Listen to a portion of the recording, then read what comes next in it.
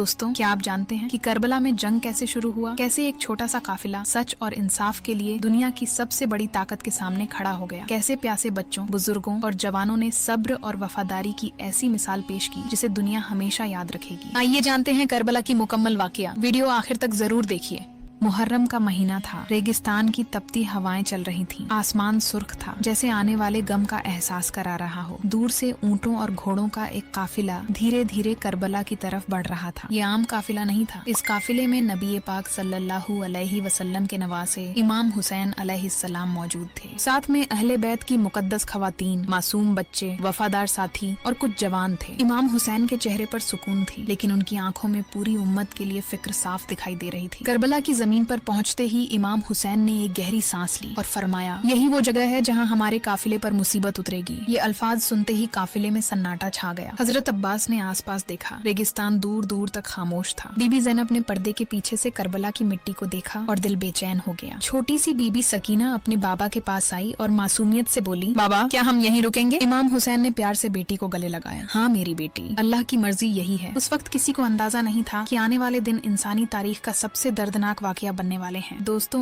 Karbala का जंग सिर्फ तलवारों का जंग नहीं था। ये हक और बातिल की जंग थी। ये इंसानियत और जुल्म की जंग थी। एक तरफ इमाम हुसैन का छोटा सा काफिला था और दूसरी तरफ यजीद की हजारों की फौज। लेकिन सवाल ये है कि आखिर ये युद्ध शुरू कैसे हुआ? इस बात को समझने के लिए हमें थोड़ा पीछे जाना होगा। जब हजरत अली अलैहिस्सलाम की शहादत हुई, उसके बाद मुसलमानों की जिम्मेदारी इमाम हसन अलैहिस्सलाम ने संभाली। इमाम हसन अमन चाहते थे, लेकिन मुआविया सियासत और ताकत के जरिए हुकूमत हासिल करना चाहता था। इमाम हसन ने उम्मत के खून को बचाने के लिए सुलह की, लेकिन सुलह के बावजूद मुआविया ने अपने बेटे यजीद को अगला हुक्मरान बना दिया। यजीद एक ऐसा शख्स जो जुल्म, घमंड और गुनाहों में डूबा हुआ था। इमाम हुसैन जानते थे कि अगर यजीद को खामोशी से कबूल कर लिया गया तो इस्लाम की असली तालीम खतरे में पड़ जाएगी। इसीलिए इमाम हुसैन ने बैत करने से इनकार कर दिया और यहीं से करबला के वाकये की बुनियाद रखी गई। मदीना का माहौल बदलने लगा। यजीद के लोग इमाम हुसैन पर दबाव डालने लगे, लेकिन इमाम हुसैन ने साफ अल्फाज में फरमाया, मेरे जैसा शख्स यजीद जैसे शख्स की बैत नहीं कर सकता। ये अल्फाज तारीख बन गए। इमाम हुसैन ने मदीना छोड़ने का फैसला किया। रात का वक्त था। नबी पाक सल्लल्लाहु अलैहि वसल्लम के रोजा मुबारक पर इमाम हुसैन आए।